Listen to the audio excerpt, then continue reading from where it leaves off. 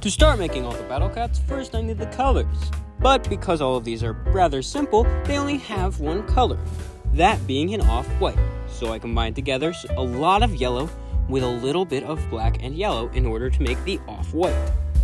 Now this color is going to be used for every single project today, so I section it out into the amounts that I need, and I start making the cow cat.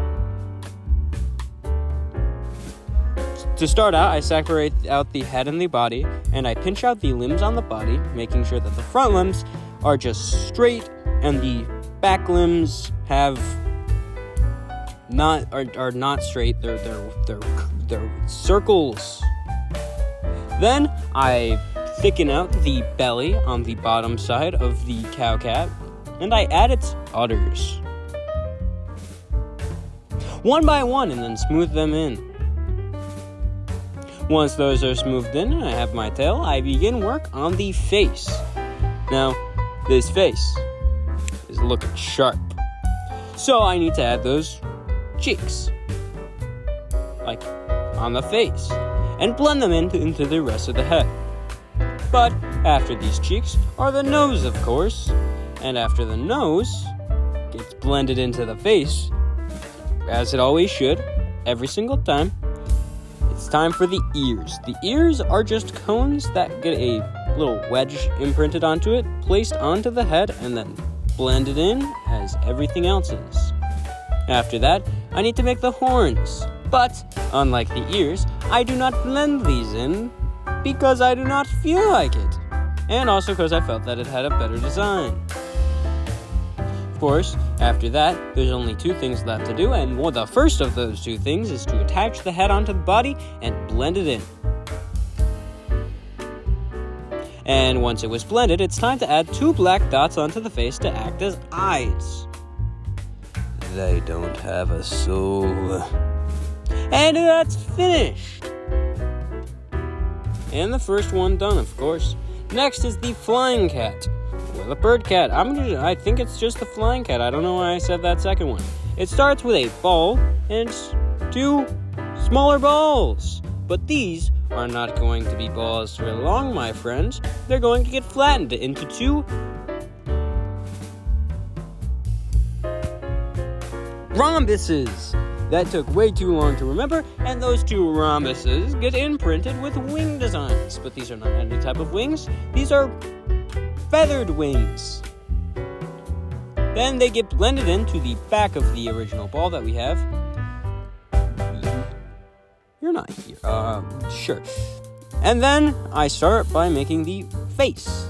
It gets the mouth imprinted into it, and then it gets the 2 circles for cheeks put on, blended in at the top completely, and then blended in at the bottom somewhat, but still enough so that it's visible. And then the nose, done in the same exact way, just in the middle and slightly above.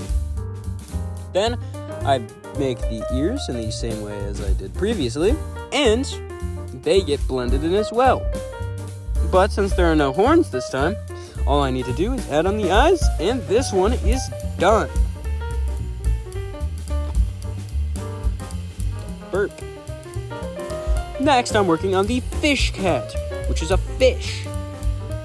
How can it breathe on land? I don't know, that was a bad joke.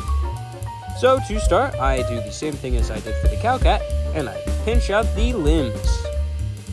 Once the limbs are pinched out, which in this case are all straight lines, I work on the fin. The front fin on the top. And then I work on the back fin, I think. I don't know what to call it, so I'm just going to call it a fin.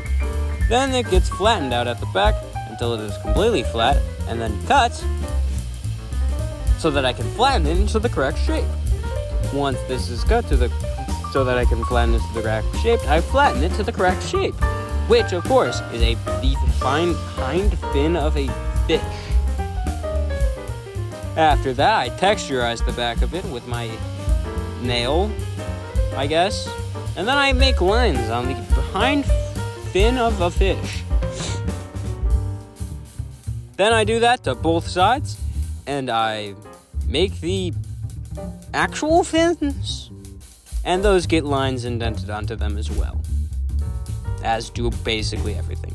After that, all I need to do is make the face and position the legs. So I start making the face by poking in the mouth and then adding the cheeks and blending in the cheeks at the top and then blending them in at the bottom so that they're only slightly blended in but not fully.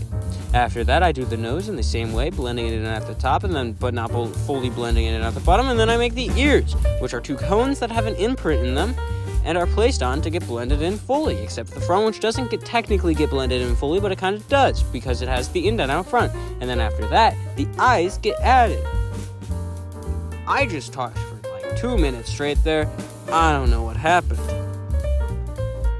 Once the eyes are on, I have to position the legs so that they are in a walking position but can still stand upright.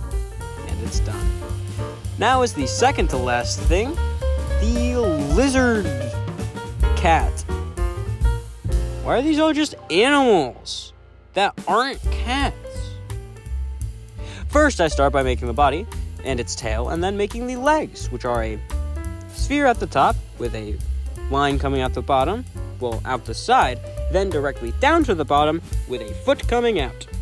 This is duplicated to another foot and placed on both sides so that this can stand up properly. After that, I get 2 cones and attach it to the bottom part of the head to make the arms. Or hairs, I can't really tell at this point. After that, I poke in the mouth, add the cheeks, blend the cheeks up at the top, not fully blending them in at the bottom, but only slightly blending them in. And then I do the same thing for the nose, fully blending that into the top and then slightly blending it into the bottom. And then, after that, you're not gonna guess.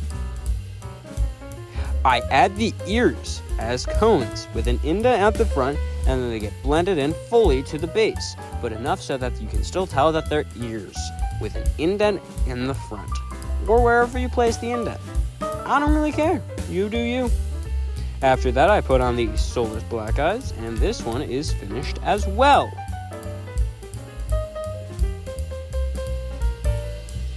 So finally, it is time for the Titan Cat, which is just a man. It's not even a cat anymore, it's just a full-grown man. To start out, I slice into the block of clay that I have, sectioning out a head, and then cutting into it with a sharp tool. It's very sharp, I've cut myself on it several times. No, I haven't, don't trust me. To form out the limbs. The limbs then get pushed, poked, prodded until they're flat and not sharp edges anymore. And then I start with the legs, pushing out feet. Then I push in the knees. Then I push in the elbows, moving to the arms. And then I make the hands. The hands, of course, I pull out a thumb and then cut in 3 fingers. Now, what I should have properly done in order to fully make the actual thing I was making was do 4 fingers. But since I do not trust myself to make 4-fingered hands without them looking awful, I only made 3 fingers because I felt that it would be the same thing and no one would notice, except for the fact that I'm saying it right now. After that, I put in the biceps, and then I put in the groin area, and then I put in a little worm of clay below the biceps as the rib cage. These are all of the muscle or areas that are raised up on the Titan Cat's body, and they get blended into the body. But they don't get fully blended in, they get blended in enough so that you don't notice the seams. Except for the middle part on the biceps, that's still noticeable. Then I blend in the groin, and then I blend in the bottom of the rib cage. The front of it continues to stick up, and then I blend in the groin, making sure that there are no obvious seams. After that, I give it some cake, and I then imprint the belly button and the other parts, and then after that, I give it its mouth, its cheeks, with blending in the cheeks at the top but not fully at the bottom, then its nose, doing the same thing, blending it in as well, and then I add, I'm still on the nose, never mind, blending that in as well. And after that, I make 2 cones with indents in the top of it, blending them in. And with that, there's only 2 more steps. Number 1, adding its soulless black eyes. And number 2, baking everything. like to see part 3 in like a year and a half.